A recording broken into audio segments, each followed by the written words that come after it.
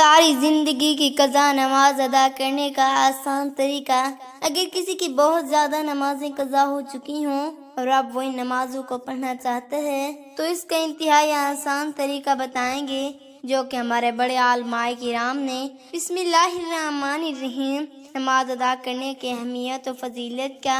اندازہ اسی سے لگایا جا سکتا ہے کہ قرآن مجید میں تقریباً 700 مقامات پر نماز کا ذکر آیا ہے۔ درج ذیل حدیث مبارکہ میں نماز کی فضیلت بیان کی گئی ہے۔ بے شک جو لوگ ایمان لائے اور انہوں نے نیک اعمال کیے اور نماز قائم رکھی اور زکوٰۃ دیتے رہے، ان کے لیے ان کے رب کے پاس ان کا اجر ہے اور ان پر آخرت میں کوئی خوف نہ ہوگا اور نہ وہ رنجیدہ ہوں گے۔ حضرت ابو ذر رضی اللہ تعالیٰ عنہ سے روایت ہے کہ حضور نبی اکرم صلی اللہ علیہ وآلہ وسلم موسم سرما جب تک کہ درختوں سے پتے گر رہے تھے، باہر نکلے آپ صلی اللہ علیہ وآلہ وسلم نے ایک درخت کے 2 شاخوں کو پکڑ لیا۔ ابو ذر رضی اللہ تعالیٰ عنہ فرماتی ہیں شاخ سے پتے گرنے لگے۔ راوی کہتے ہیں کہ حضور صلی اللہ علیہ وآلہ وسلم نے پکارا، اے ابو بکر! میں نے عرض کیا، لبیک یا رسول اللہ صلی اللہ علیہ وسلم۔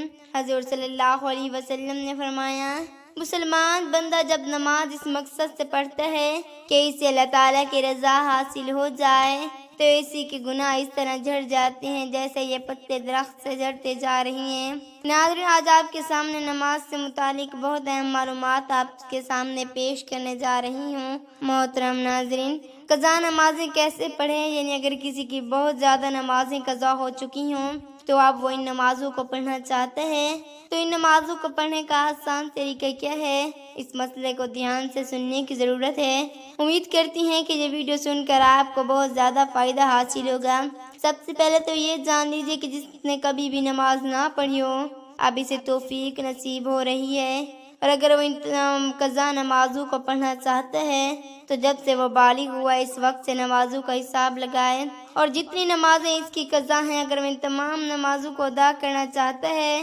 لیکن اسے بالغ ہونے کی تاریخ یاد نہیں، اسے معلوم نہیں کہ وہ کب بالغ ہوا تھا، تو فقہاء کرام فرماتی ہیں کہ احتیاط اس میں ہے، اگر عورت ہے تو پھر 9 سال سے اور اگر مرد ہے تو پھر 12 سال سے بلوغت کا حساب لگائے، اور پھر اسی حساب سے جتنے سالوں کی قضا نمازیں ان کے اوپر ہیں ان تمام نمازوں کو ادا کرے۔ اور دوسری بات یہ بھی یاد رکھنے کے قابل ہے، قضا نماز ہر روز کی 20 رکعت ہوتی ہیں، یعنی قضا نمازوں میں سنتوں اور نوافل کی قضا نہیں ہوتی، صرف ورزوں اور وتر کی قضا کی جائے گی، یعنی فجر کے 2 فرض، ظہر کے 4 فرض، عصر کے 4 فرض، مغرب کے 3 فرض اور عشاء کے 4 فرض اور 3 وتر، ان کی قضا کیجیے۔ اس کے علاوہ وہ جو باقی جو سنتیں اور نوافل ہیں ان کی قضا نہیں کی جائے گی۔ اور قضا نماز کی نیت کیسے کرنی ہے؟ نیت کہتے ہیں دل کے پختہ ارادے کو، لیکن اگر زبان سے کہنا چاہے تو پھر اس طرح سے بھی کہہ سکتی ہیں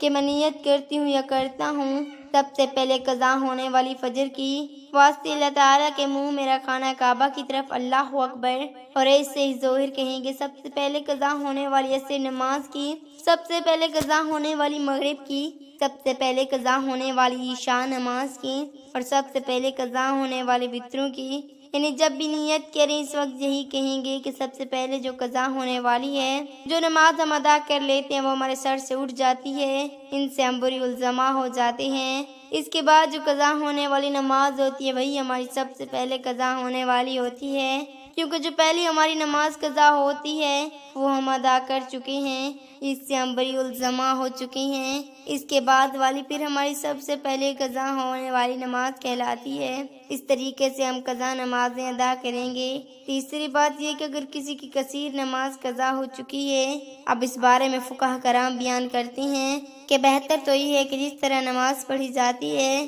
اسی طرح مکمل نماز پڑھے، لیکن اگر کسی کی بہت زیادہ نمازیں قضا ہو چکی ہیں تو اس کے تخفیف ہے۔ تخفیف کیا ہے؟ سب سے پہلے تخفیف تو یہ ہے کہ رکوع میں 3 مرتبہ تسبیح پڑھی جاتی ہے، سبحان ربی العظیم، 3 مرتبہ کی جگہ 1 مرتبہ پڑھ لیں، لیکن یہ بات ذہن میں رہے کہ جب وہ اچھے طریقے سے رکوع میں پہنچ جائیں تو تب 1 مرتبہ بھی تسبیح پڑھنا کافی ہوگا، اور تسبیح مکمل ہو جانے کے بعد سمی اللہ لمن حمد کا کہہ کر کھڑا ہو جائے، اس طرح سجدے میں جو تسبیح پڑھی جاتی ہے، سجدے میں بھی کم از کم 3 مرتبہ تسبیح پڑھی جاتی ہے، تو سجدے میں بھی 3 مرتبہ کی جگہ 1 مرتبہ تسبیح پڑھ لیں تو یہ سجدہ ہو جائے گا۔ مطلب یہ ہے کہ ہر رکوع اور سجود میں صرف 1 مرتبہ تسبیح پڑھ لیں تو کافی ہوگی۔ ایک تخفیف تو یہ، دوسری تخفیف جس طرح 4 رکعت فرض نماز پڑھ رہا ہے، یعنی ظہر کی ہیں، عصر کی ہیں، یا عشاء کی ہیں، یا مغرب کے 3 فرض ہیں، ان میں سے ایک تیسری اور چوتھی رکعت میں جو فاتحہ پڑھی جاتی ہے، لیکن اگر کسی کی بہت زیادہ نمازیں قضا ہو چکی ہیں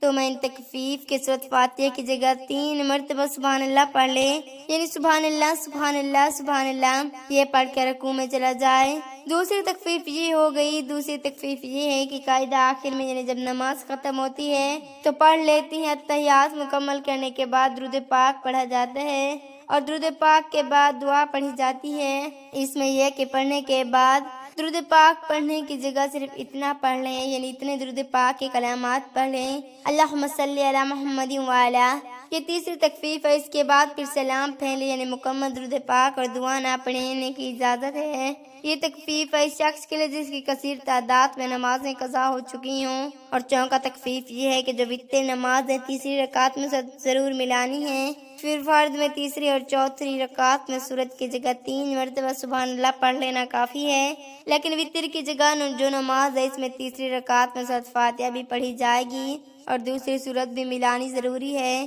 اب اللہ اکبر کہہ کر دعائے قنوت پڑھی جاتی ہے، یعنی اب قنوت کی جگہ اگر ربی فرلی ربی فرلی ربی فرلی یہ 3 مرتبہ پڑھ لیا، پھر 1 مرتبہ پڑھ کے رکوع میں چلا جائے تو تب بھی اس کی نماز بالکل درست ہے۔ قضا نمازوں کے لیے تخفیف کے ساتھ اگر نماز پڑھیں گے تو آپ کی بہت زیادہ نمازیں قضا ہو چکی ہیں، وہ بہت جلد ادا ہو جائیں گی۔ فقہاء کرام بیان کرتے ہیں کہ اس طریقے سے اس تخفیف کا فائدہ اٹھا کر جس شخص کے زیادہ نمازیں قضا ہو چکی ہیں وہ اپنی نمازوں کو جلد ادا کر کے فرائض سے بری الزما ہو جائے گا۔ اور یاد رکھیں قضا نمازوں کے ساتھ ساتھ توبہ کرنا ضروری ہے، کیونکہ نمازیں جو قضا ہوں ان کا گناہ ہے تو گناہ سے توبہ کرنا لازمی ہوتا ہے۔ ایک تو نماز ادا کریں گے، اس کے بعد پھر سچے دل سے توبہ کریں گے تو اس آسان طریقے سے اپنی قضا نمازوں کو ادا کر کے اللہ کی بارگاہ میں سرخرو ہو جائیں گے۔ اللہ عمل کی توفیق عطا فرمائے۔ اگر کسی شخص نے بلوغت کے کافی عرصے سے گزر جانے کے بعد نماز پڑھنا شروع کی ہو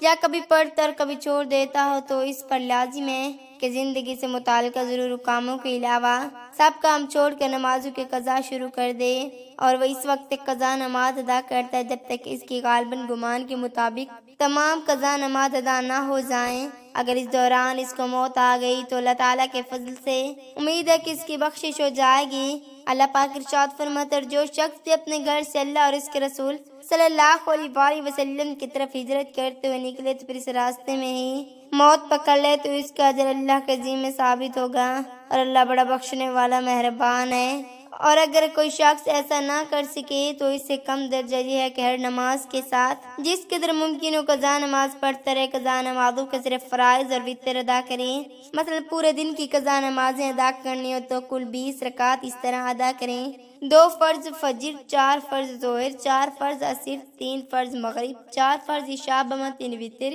اس طرح نیت کے مثلا میں اپنی گزشتہ فجر کو ادا کرنے کی نیت کرتا ہوں جس کے میں نے وقت پایا اور آگاہ نہیں کی۔ ہر قضا نماز کی اس طرح نیت کری، یعنی دل میں ارادہ کرنے، زبان سے کہنا بہتر ہے، ضروری نہیں۔ محترم ناظرین، حضور نبی کریم صلی اللہ علیہ وسلم نے فرمایا پاک مٹی مسلمان کو پاک کرنے والی ہے، پھر وہ 10 سال تک پانی نہ پیے، پھر جب وہ پانی پالے تو اسے اپنی کھال یعنی جسم پر بہائے، یعنی اس کے لیے بہتر ہے۔ اللہ پاک ہم سب کو 5 وقت بعد جماعت نماز ادا کرنے کی توفیق عطا فرمائے۔ اللہ پاک ہمیں بہتر عمل کرنے کی توفیق عطا فرمائے اور ہم سب کی مغفرت فرمائے، آمین یا رب العالمین۔ ناظرین، کمنٹ باکس میں اللہ تعالیٰ کے 99 ناموں میں سے ایک نام ضرور ٹائپ کریں۔ شکریہ۔